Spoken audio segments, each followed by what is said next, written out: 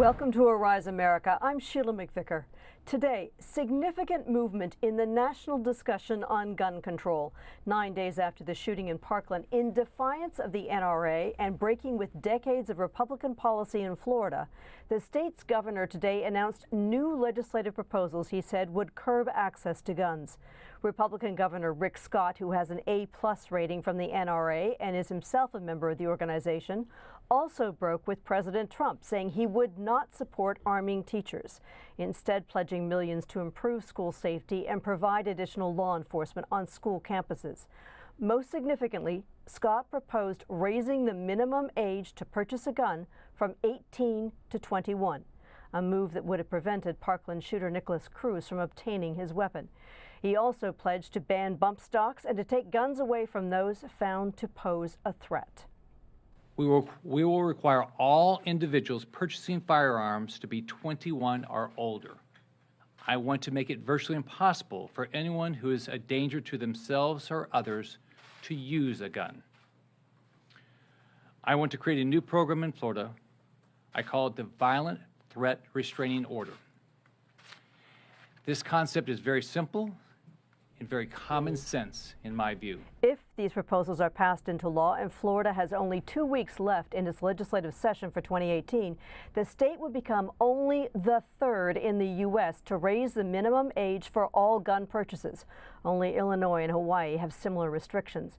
The NRA said yesterday it would oppose any attempts to raise age limits for weapon purchases, saying such restrictions would punish law-abiding citizens.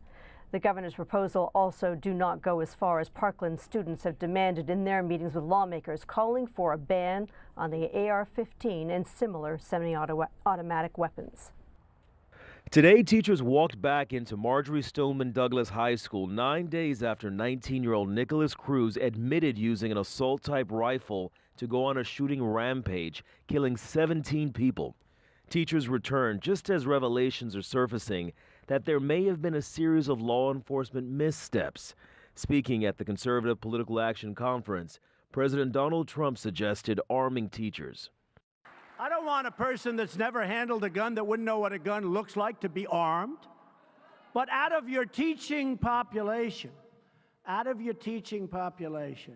you have 10%, 20% of very gun-adept people. Military people, law enforcement people, they teach. Broward County Sheriff Scott Israel confirms surveillance footage shows an armed officer was stationed outside of the high school as the shooter took aim at students. But what I saw was a deputy arrive at the west side of Building 12, take up a position, and he never went in. The officer was identified as Deputy Scott Peterson, seen in this 2015 video actually talking about strengthening campus security. I'm Scott Peterson. I've been a police officer for 30 years. I've been a school resource officer for 25 years, and go Eagles anyway. And this week, Peterson resigned after being suspended without pay, placed under investigation, and heavily criticized by police and community members. It doesn't matter who went in first. It doesn't matter in what order you went in. What matters is that when we in law enforcement arrive at an active shooter, we go in and address the target. And that's what should have been done. And there's more. In the years leading up to the killings, law enforcement officers had dozens of interactions with Cruz and his family. 911 records show since 2008, Broward County Sheriff deputies responded to 23 calls involving Cruz. Reports came from various sources, including his own mother. In February 2016, a neighbor's son alerted officers to an Instagram post that showed Cruz holding a gun and threatening to shoot up the school. In September 2016, a caller said Cruz talked about buying a gun. In November 2017, another caller reported Cruz had rifles. And weeks later, another caller said Cruz was collecting guns and knives. That caller believed Cruz could, quote, one day be a school shooter. Now some of the officers who responded to those 911 calls are being investigated. After being briefed by Internal Affairs, I've restricted 2 of our deputies while we delve further into this take statements and make a decision whether or not they could have done more or should have done more. It's a fluid investigation. They are on restrictive duty. Now some of the officers who responded to those 911 calls are being investigated. And the officers' union rep says that Officer Peterson actually believed he did the right thing by reporting the location of the shooter and providing a description. And if that is, in fact, the case, then it points to a larger systemic problem with law enforcement in Florida. Sheila? Thanks, Duarte. Joining us now from Washington arrives Chief Political Correspondent Eric Ham.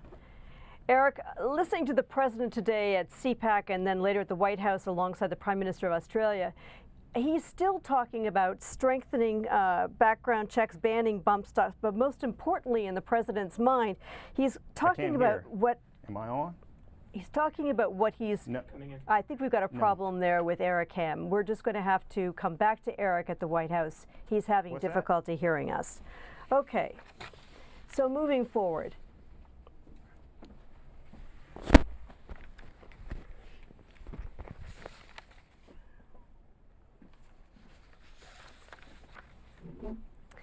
Speaking to the conservatives at the Conservative Political Action Committee this morning, a freewheeling Trump threw away his prepared remarks and returned to the high notes of the campaign, complete with audience chants of "lock her up." He also returned to the theme of school safety, again calling for weapons in schools. Tested under fire, and that wasn't a good result. But you know what I thought of as soon as I saw that? These teachers, and I've seen them at a lot of schools where they had problems. These teachers love their students, and the students love their teachers in many cases. These teachers love their students, and these teachers are talented with weaponry and with guns. And they feel safe. And I'd rather have somebody that loves their students and wants to protect their students than somebody standing outside that doesn't know anybody and doesn't know the students, and frankly, for whatever reason, decided not to go in, even though he heard lots of shots being fired inside. It's concealed. So this crazy man who walked in wouldn't even know who it is that has it. That's good. It's not bad, that's good. And a teacher would have shot the hell out of him before he knew what happened.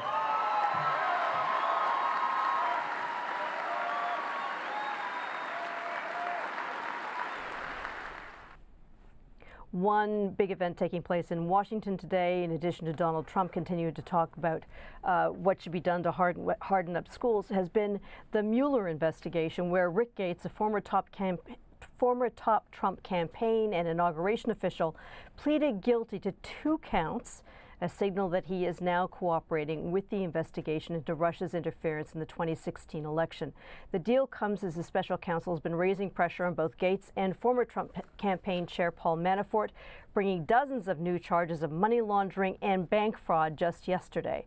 Joining us to talk about the significance of this plea deal and to unpeel the Russia investigation is Wallace Ford, chair of the Public Administration Department at Medgar Evers College.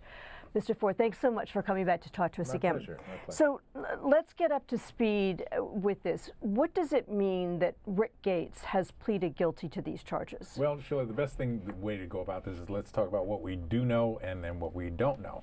What we do know is that the Russian corporate banking complex is totally intertwined with Vladimir Putin. It's a book out called Putin's Kleptocracy, for example, which details that in some very real measure. What we also know is that the Russian government worked at disrupting the 2016 campaign. And we've heard that over and over again from the U.S. intelligence community. And what we also know is that, at least on some level, the Trump presidential campaign had communications with the Russians. We don't know the outcome of that. That's what this investigation is about. But we also know that is at least a decade before Donald Trump ran for president, he was doing business in Russia. And as I just said, you do not do business at the highest levels of Russian finance and corporate activity without being in the Putin orbit. That's what we know. What we don't know, and that's what this investigation is all about, is there some intertwining, some motive, some type of intent, some type of collaboration, some type of coordination? Because if there were, those are very, very serious charges.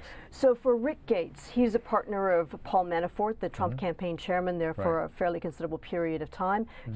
Gates himself was a key Trump operative. Mueller yesterday dropped a whole bunch of new charges on both Gates and Manafort, most having to do with tax evasion.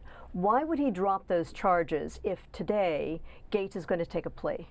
Well, pressure. It's quite that simple. He's going to put as much pressure as he can on whomever he can, that is Mr. Mueller, to get as much information as possible. What we know, for example, is that money laundering, one of the ways in which foreign individuals, not just in Russia, but from any number of places, money laundering may be a tough term, but the idea is people getting money into the United States is through real estate. Yes. And of course, Donald Trump is involved in real estate. It's a perfect opportunity for a way to bring money in legitimately, but in a way that is not what the law intended in the first place. So I think the idea right now is we're seeing a prosecutorial strategy, which is I'm going to put as much pressure on you so that you will tell me what I need to know about him or her down the line.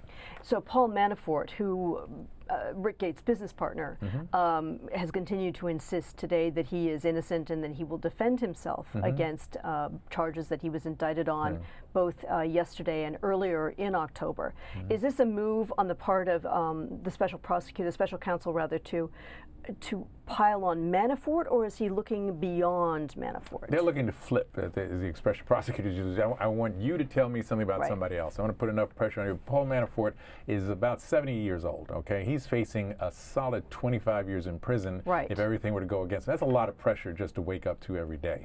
At some point, he's going to have to decide, does he want to roll the dice and go to court and truly defend himself while everybody around him is pleading guilty and pointing fingers at him. And that's a hell of a gamble to have to make, as I said, at that stage in his life. So, so far we've seen Michael Flynn, the former National Security Advisor, retired General Michael Flynn. He has pled guilty. That's correct. We have seen George Papadopoulos, who was another Trump campaign late. Something more than a coffee boy. Something more than a coffee boy, also plead guilty. Is it possible to say, looking at this beyond the larger questions of money laundering and potential involvement with the Putin oligarch circle and people in the Trump orbit, is it possible to say, looking at those indictments, looking at those pleas, what Mueller is seeing? Well, yeah, I think what we're seeing at this point is that there is, as I said, at this point, and we tell our students all the time at Medgar Evers College about this as well, in every class, is that think about what you don't know. Okay, first you come up with what you know. Now, what we don't know in some empirical fashion is, did the Donald Trump campaign, and did Donald Trump actually get involved in discussions with the Russians to try to impact the election? We know the Russians did impact the election. Did they do it just out of the benign goodness of their heart because they didn't like Hillary Clinton? These questions are going to have to be answered, but that's what this pressure is all about. Okay, so we know that in American law there is no crime called collusion. Right. So, but we talk about collusion all the time. If Trump operatives perhaps had colluded with the Russians in order to interfere. Sure. If there was no collusion, what's the crime? Conspiracy. Okay, the conspiracy is you and I decide we're going to do something that's illegal, not untoward, illegal. Okay, that is a conspiracy in and of itself. But if we do something to that, we won't get charged for that. But if you and I decide we want to work together to do something illegal and then take steps in that direction, even if we don't accomplish our goal, Sheila, that is a conspiracy that is actionable at law, and that will get you in prison. I want to turn now to our Washington correspondent, Eric Ham, who's able to join us. Eric, what's the reaction in Washington to this plea from Rick Gates? Well, you're seeing a White House that's increasingly embattled right now, and we're seeing a lot of dominoes not only fall around the president, but it looks as though this Mueller investigation is actually picking up steam. Remember, just a week ago, we saw Bob Mueller indict 13 Russians, and already this week we saw Alex van der Zwaan, a lawyer for a firm that represented Paul Manafort, and today we have the Rick Gates guilty plea. So you're beginning to see this net look as though it's tightening. And what I've been saying for quite some time now is there have been particularly three pillars to this investigation that I think Mueller is focusing on, and it's Manafort, Kushner, and Donald Trump Jr. And so it looks as though Bob Mueller is placing a lot of pressure, as much pressure as possible, to get as close as he can to Manafort in hopes, I think, that he will possibly flip. Well, let's turn back to the question we were addressing earlier, and that's the question of Donald Trump and the schools. We heard him at CPAC. We heard him standing in front of, alongside the Australian Prime Minister not too long ago, talking about the need to not only harden schools, but again, coming back to his theme of arming teachers. We've heard across the country teachers, the teachers' union speaking out and saying this is a terrible idea. Why do you think the president is sticking with this? Well, I think the president is sticking with this because this is the only idea that right now the administration has in terms of being able to combat mass shootings and gun and violence within schools. Also, I think what the president is doing is the president is trying to thin this very thin needle of trying to placate his base and the NRA, but also look as though he's doing something on this issue of gun safety. And so I think that's why you see the president trying to move this process forward. So if you look at what Governor Rick Scott did today in Florida, not only did he propose sweeping changes, but he also is willing to put massive resources behind it. We're talking $450 million for these new law enforcement officials that will be in schools. Well, if the president wants to see something like this take place, the money's got to come from somewhere. And we don't see it in the budget that he recently proposed, which we know is not really going anywhere, but also in the budget that he actually signed into law. The money just isn't there for this. So I think what he's trying to do is he's trying to speak to multiple audiences, and I think at the same time he's trying to make sure that he keeps his base in place. I want to come back to Wallace Fort here in this question of the Mueller investigation. Given that Rick Gates has pleaded guilty and to only 2 charges, is it possible that additional charges could be brought against him? Sure. You know, I have worked with, I'm a lawyer by education and training, and know any number of people in the prosecutorial universe. And yeah, so I will charge you with you can plead guilty to these 2. If you cooperate, we'll leave these others alone. If you decide to get cute, then we still have a few other arrows in our quiver. So yes, and you have to keep in mind, somebody like Gates or somebody like Manafort, they're being represented by some of the best professionals in the legal field in terms of what so-called white-collar crime. So if when you see Rick Gates pleading guilty, this is not just a whim. This is where he's getting expert advice. Is like, look, buddy, this is about the best deal you're going to get if you want to spend a significant part of your life out of prison. Eric, normally in these circumstances when there's been an advancement in the Russia investigation, we've seen a lot of tweeting from President Trump. Now, he's had a pretty busy day today. Granted, he was at CPAC and then he was meeting with the Australian Prime Minister. But I'm wondering if his silence on this and the Russia investigation seems to get under his skin more than most, indicates that he's perhaps taking the advice of his lawyers or he's being more disciplined. What's your take on that? Actually, I don't think it's any of the above. I think what you're seeing is the president had an unusually busy day where he was at CPAC, he was meeting with Prime Minister Trumbull, and then he had his first press briefing. That's the first press briefing he's had in over a month now. And so I think you've just seen the president with a very busy day. But I think we will see him begin to stew over this because you're going to see much of the media talking about this guilty plea into the evening and most of the weekend. And I think you're going to see the president, again, lash out on these charges. And so we'll see him on Twitter over the weekend talking about these issues and critiquing and complaining about them. Well, why do you think the president continues to call this investigation a witch hunt? It continues to basically continue to deny the role that Russia played in the election. To paraphrase William Shakespeare, methinks he protests too loud. Just as nothing of significance happens in Putin's Russia, okay, particularly the interference in the campaign, for example, and so on.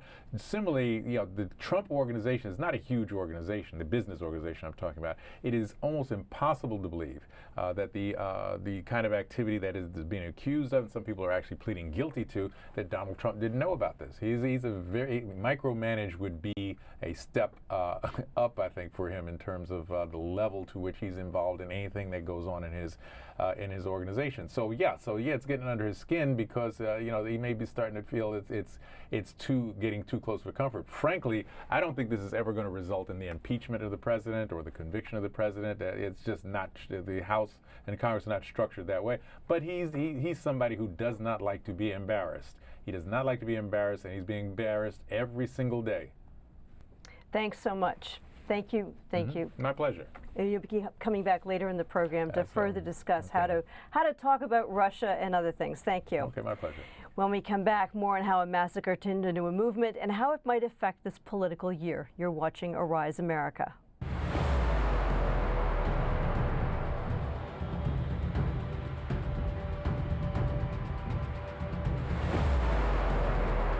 West Africa's Sahel region is getting major help for a new counter-terror task force.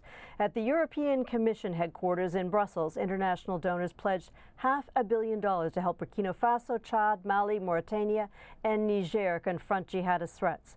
The mission will focus on desert borders, including near Libya, where migrants from Africa head to Italy. As Niger's President Issoufou pointed out, the Sahel is one of Europe's frontiers. Security in West Africa, he said, is a global public good. The fallout from the Florida shootings is making the National Rifle Association radioactive for some businesses. Today, Symantec, MetLife, and in the last few minutes, Hertz joined a growing number of companies who are disengaging from relationships with the gun lobby organization. 3 other major car rental companies, Enterprise, Alamo, and National, are discontinuing discounts for NRA members. And the First National Bank of Omaha will no longer produce a Visa card with an NRA brand. Even some gun owners are souring on their weapons. Scott Papalardo of upstate New York dismantled the AR-15 he has owned for 30 years. It's part of a movement called One Less Gun, with people posting videos of themselves destroying their weapons. There's so many of them out there. Well, now, there's one less. And I know a lot of people are going to say I'm stupid for doing that. But this was a personal choice. I can't live knowing that my gun's out there and it can one day possibly commit a horrific act like the other day in Florida. The Parkland shooting has ignited conversation about the power of the NRA and the strategic path forward, especially for the Democratic Party. Here to help us make sense of it all is Basil Smikle. He's a Democratic strategist and the former executive director of the New York State Democratic Party. Thank you so much for being with us. Good to be here. I'm happy to.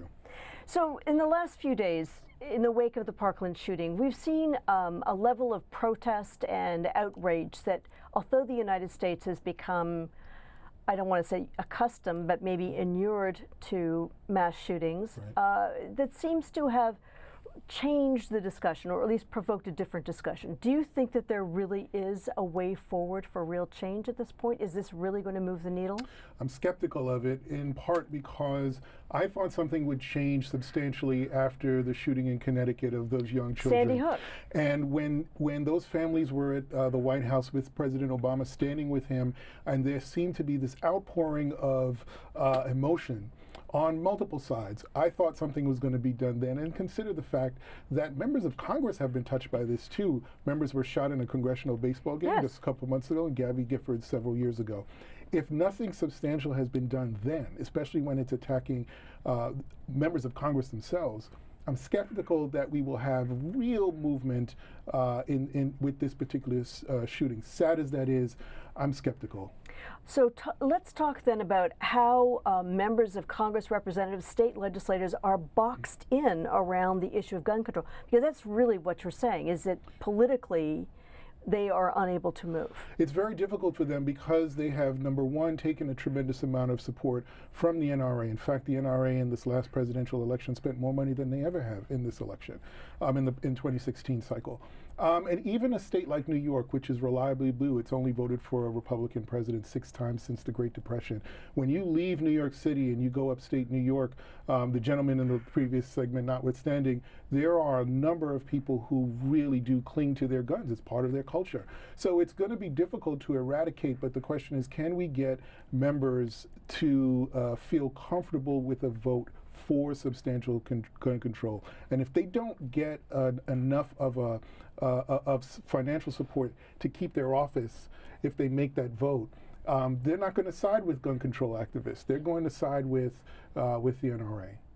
So let's just parse that out a little bit. So if what you're saying is that the NRA clearly has dollars, clearly spends those dollars are very powerful, and they talk on behalf of that lobby. I'm thinking if you're a legislator elected in maybe a purple state that has a high percentage of gun ownership, and maybe a stronger attachment to a conservative interpretation of the Second Amendment, how do you help move your community forward on the issue of how do you strategize? What's your strategy if you personally really believe that there has to be change? Well, whether you've seen this incident or previous incidents and it's gotten you to the point of saying we need some real change here, then I think you have to make the argument first and foremost that Democrats, which the president has made, Democrats are not trying to take away your guns. In fact, there are more guns bought during the Obama administration than ever before.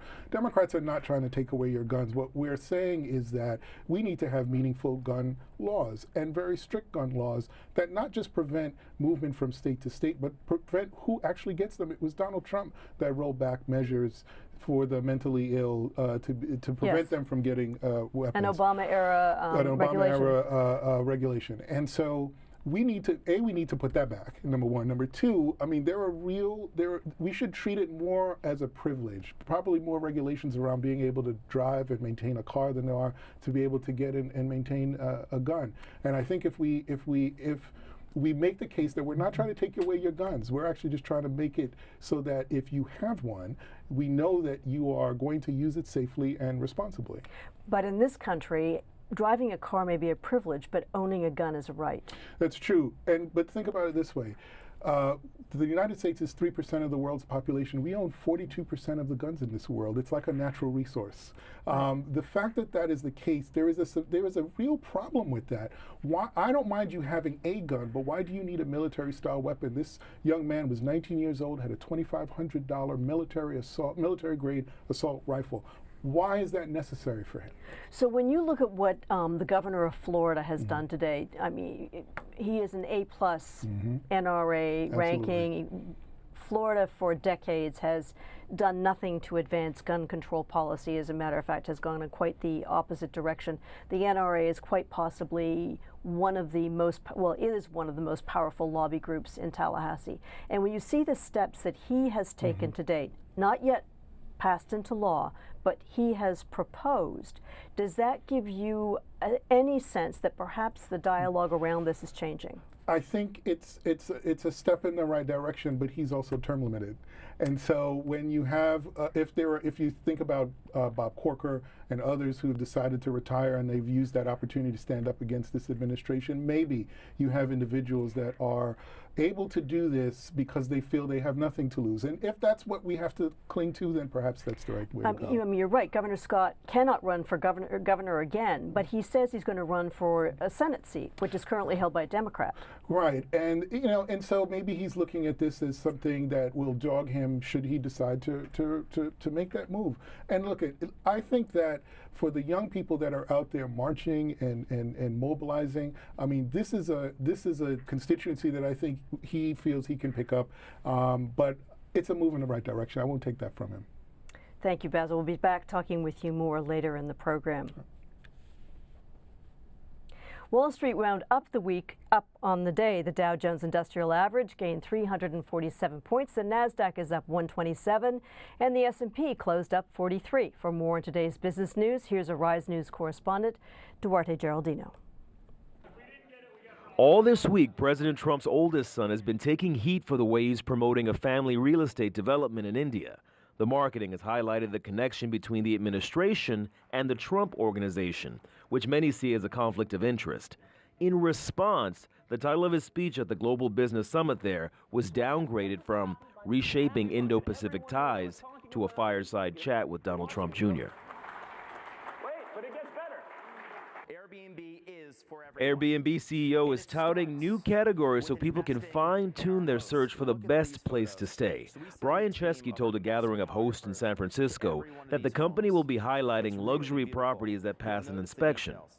So today, I'm excited to announce that we are introducing Airbnb Plus. These are beautiful homes from exceptional hosts, and every single one of them are verified for quality. Chesky says 73% of Airbnb customers say they would pay more for a home that's been verified. And if you have even more ambitious travel plans, how about a stay at the International Space Station? Its funding is set to be cut off by the Trump administration by 2025. The Russian Space Agency is proposing the station be turned into a luxury hotel. But start saving up. The projected cost for a round trip would be $40 million. Now you can create your And there's proof that a reality TV star can move markets. After Kylie Jenner tweeted Wednesday that she didn't open Snapchat anymore, the company's shares lost $1.3 billion in market value. It's all about a redesign that the company is already promising to tweak. Perhaps that's why Jenner later tweeted that the app is still her, quote, first love. For Arise News, I'm Duarte Geraldino. Just ahead, the latest on efforts to address the human rights crisis in Syria. You're watching Arise America.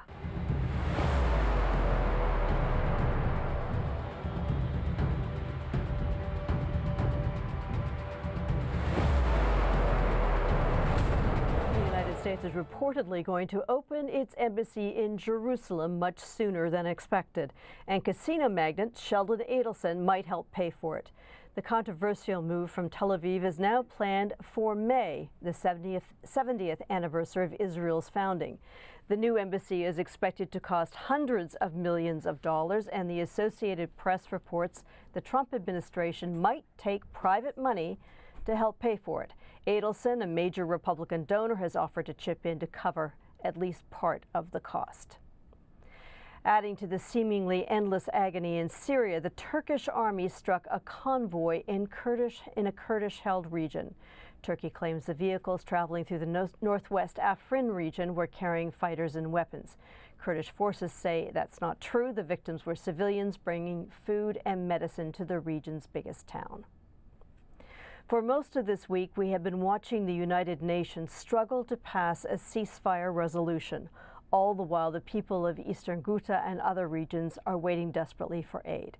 Joining us now with more on the human rights crisis there is Rawa Raga, Senior Crisis Advisor for Amnesty International. Thank you so much for being with us. The focus really in the last week has been on that suburb of Damascus, Eastern Ghouta. What do you know about what conditions are like there? So the situation in Eastern Ghouta is essentially that 400,000 people for the past 6 years have been living under siege. Civilians have been living under siege. They have been subjected to attacks from the air and from the ground. This is not something new. This is part of a wider military strategy that we had been documenting for quite some time now at Amnesty International. It's the Syrian government's military strategy known as surrender or starve, which essentially you lay a siege to an opposition-held area, target civilians in an unlawful manner and civilian infrastructure to force the surrender of these areas. We've seen this happen before in Aleppo, in Homs, and now once again in Eastern Ghouta at really some of the worst conditions we're hearing from aid workers and medics on the ground. Why now Eastern Ghouta? Eastern Ghouta is right outside of Damascus. It's a stone's throw away from the capital. So, of course, it's a very important strategic location, and it's one of the few remaining areas under opposition control in Syria. Now that the fight against ISIS, or the group that refers to itself as the Islamic State, has abated in Raqqa, the Syrian government once again turning its attention to the opposition-held areas, namely Eastern Ghouta. And what medical workers are telling us is that, of course, the levels of malnutrition that they're seeing are really horrifying. The running out of medical supplies, which is particularly painful given that you're just a few kilometers away from Damascus and the offices of the UN where everything is available. So in terms of the hospitals, there have been multiple reports that hospitals have been bombed, that medical clinics have been bombed, and from medical officials in that part of the city that their supplies are really running very, very low. That's correct, and this is part of the pattern. This is exactly the pattern of action by the Syrian government and its allies in this military fight, to target civilian infrastructure that is absolutely crucial to the survival of civilians in these areas. And needless to say, the targeting of hospitals and medical facilities have very specific protections under international humanitarian law, and without a doubt these kind of actions constitute war crimes, and in this case not just war crimes, but because of their widespread and systematic nature, we believe that they also constitute crimes against humanity. So this UN resolution, assuming that we eventually get to it, would provide for a 30-day, essentially a humanitarian 30-day ceasefire, which would permit for the evacuation of those who are wounded and ill, perhaps permit for the evacuation of at least some civilians, and permit more humanitarian aid, food and medical supplies in particular, to get into eastern Ghouta. But clearly that's not what the Syrian government or its allies want. They do not want to be in a position to sustain eastern Ghouta or to continue to have it on its doorstep. First off, if there is no ceasefire, what other option is there? Is there another option? Well, obviously, it is the primary responsibility of the Security Council to deal with issues of peace and security. That is the mechanism we have to work with in terms of peace and security. What we have seen, obviously, over the past 6 years is the Security Council time and again abdicating its responsibility on that front, specifically in the conflict with Syria, rendering itself completely irrelevant when it comes to this conflict. Instead, we've seen Russia, instead of using its influence, its role in the Council, we have seen it using its position as a protector of war criminals, essentially.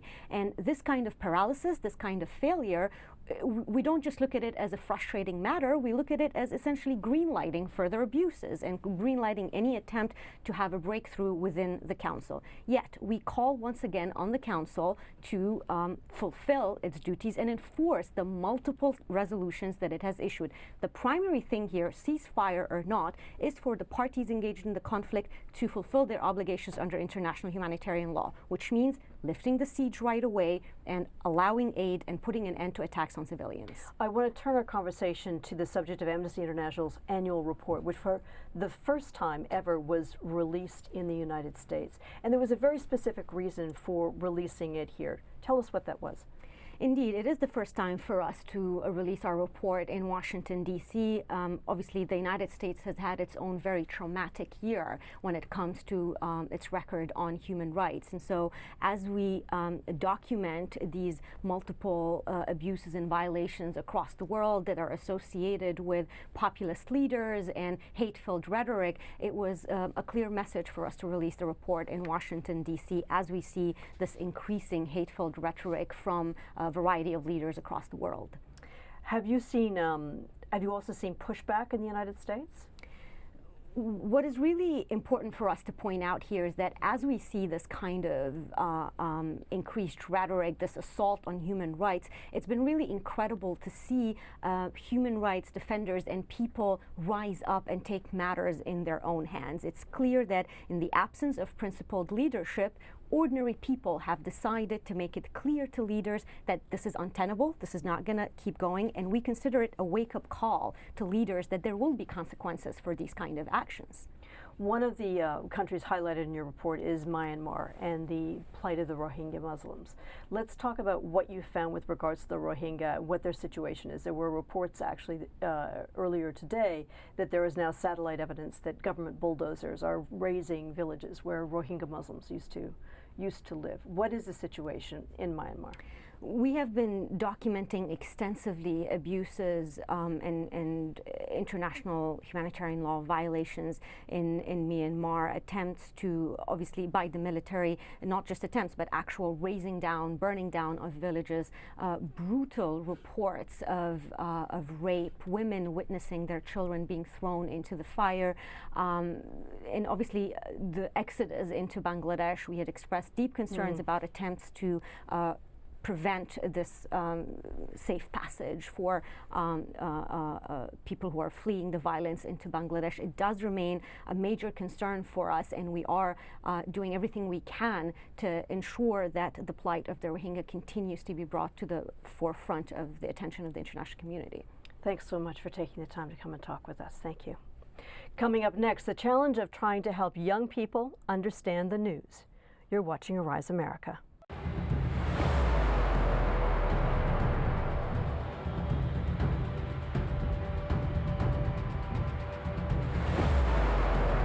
Students in the Parkland shooting have galvanized young people to be more engaged in the political process. However, there is still plenty of apathy and misunderstanding of how government works. Back with us is Basil Smikle, adjunct professor at Columbia University, and Wallace Ford, chair of the Public Administration Department at Medgar Evers College. You're both professors. I mean, how aware or how tuned into the process are your students? How much do they understand? Well, you know, I always go back to right after the president won in 2016, the first couple of months in 2017 when Donald Trump signed executive orders. My students were like, can he do that? And I said, yes, of course he can. Those are the powers of the presidency. So I think what's happened now, since then, especially now, is students are making the connection between politics and governance. And that's so important for them because now they actually understand how just getting someone elected and the powers of that individual once they get to that office, and it gives them a greater sense of the accountability of being elected. Well, you know, I can tell you on November 9th, the morning after the election, we had a town hall meeting at Medgar Evers College, and you know, a lot of people weren't very happy, as you can imagine. But one of the things, and I talked to our president, Dr. Rudolph Crew, about this. I said one of the lessons, the takeaway, and this is what Basil was talking about here, is civic literacy. People did not understand why elections are important. You heard so many people saying it doesn't matter who's president, and all these kinds of actions. And it really goes to a larger lesson of civic literacy. And since that day, November 9th, we've worked very hard to now make our introductory courses on public administration available to all of our incoming students and freshman students. So even if you're going to be a math major or a bio major or a doctor or whatever you want to be, you need to understand how government works. And the people who do understand it, obviously, are the ones that are typically going to be more successful in advancing their agenda. You know, earlier in this program, I was talking to both of you about two very different topics, about gun control and about the Mueller investigation, Russian interference in the 2016 election. And both of those are very dense, they're complex. You have to understand layers of nuance, really. It's not even layers of, you have to have layers of nuance. Right. So if you talk about, say, the gun control debate with your students, what are the things that you need to make sure that they understand about that discussion? First and foremost, the law. What does the Second Amendment say? There's a comma here, there's a comma there. What does that mean if you parse that, right? And what it doesn't say. And what it doesn't say. And the next thing is a real good understanding about culture. Culture is very important because, you know, as I was saying before, if you're in New York City, by and large, it's 6-1 Democrat to Republican in the city, and more people than not will support gun control. But when you travel an hour north, it's a very different story. The culture is very different. Much of upstate New York could look like Kansas or Iowa, and those families feel very differently about guns. So it's incumbent upon them to understand that there are people that think differently from them, and to step out of that bubble a little bit and actually get a greater understanding of the environment that they're in. And the other point is the Second Amendment has been around for 230 years. Yes. But it's only been in the last 40, 50 years that we've had this firestorm of debate about, not about who can just own a gun, because that's not the issue, and one could argue that the Second Amendment doesn't even say that. But what you had is the commercialization of the Second Amendment, and the fact is that it's not enough just to have a gun. You need to have this kind of gun, and automatic weapons weren't in the conversation just 30, 40 years ago, but now they are, and that's where the real danger is. I understand, as it was Basil said, if I lived on a farmhouse in the middle of some countryside, yeah, I might want to have some type of weapon or something like that. And if I was into hunting and all that, that's been around for a long time. What we're seeing now is people in the suburbs, people in the cities with the commercialization of the Second Amendment that is our real problem right now. Well, one of the major factors in American politics, probably more so than the politics of any other nation, is money. And when you're talking about an issue like weapons, like gun control, there is a lot of money. The NRA is an enormously wealthy lobby association for gun manufacturers. There is now some money, not similarly sized money, but there is now some money on the other side of the debate. How important is it that your students understand the role that money plays in the American political process? I talk about money a lot because, particularly when you're dealing with presidential, citywide, or statewide elections, money is viability. It's the first primary, as we say. Sure. And so we talk about how important money is, but we also talk about how individual donors have an opportunity to control the narrative, not only of the individual they're supporting, but of people perhaps on the other side of that race. And so they react to it and say, why should there be so much money in a race? And having done this work, I understand it's for TV, it's for mail, it's for staff, that there are real reasons why you need money. But the fact that in the Obama years, and it's not just him, but it's in the Obama years, we spent billions of dollars on political campaigns. That is an obscene amount of money. And they are starting to reject the notion that money should be so much a part of our process. So I'm teaching a constitutional law course right now, and one of the things we try to do is connect the Constitution to current events. There's been 2 Supreme Court decisions just in the last few years, the McCulloch case and the Citizens United case, which basically say I can give as much money as I want to whomever I want. I don't even need to tell you who I am or what it's about. And of course, this obscures the notion of what free elections even mean. It is interesting that while we have all this money going into the campaign process, we also have this other aspect of voter suppression taking place in a very real way, making it less easy and more difficult for people to vote. And in many countries, for example, they vote on weekends. Real simple thing. Right. Okay, so you don't have to take time off from work. You can vote online. Right. You can do a number of things which people say, no, no, no. We want to do it the same way we did it in 1875. Why? And why? The why is because you're looking at a change, a shift in just the demographics of this country, where the people who have the most money may not be the most people.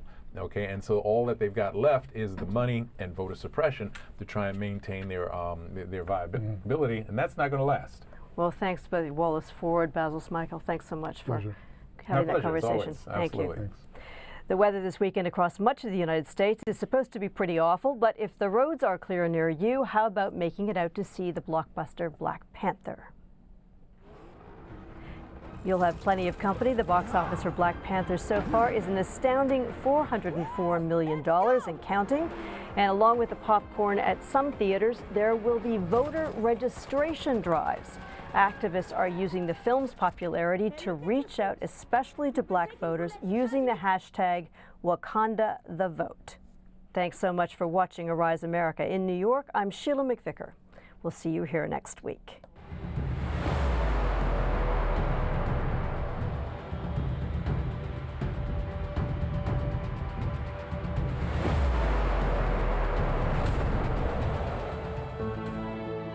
There is a reason Africa is called the new frontier. What was once potential is now an opportunity ready to be seized. Once revered for our resources, today's wealth lies in our people. People who build the cities that shape the future. People who know an idea in one place means business in another. A generation for whom technology means there are no borders, no boundaries. We are the new lions in a brave new world, kings of the urban jungle. And there's a bank that puts the world in our pocket and the future in our hands.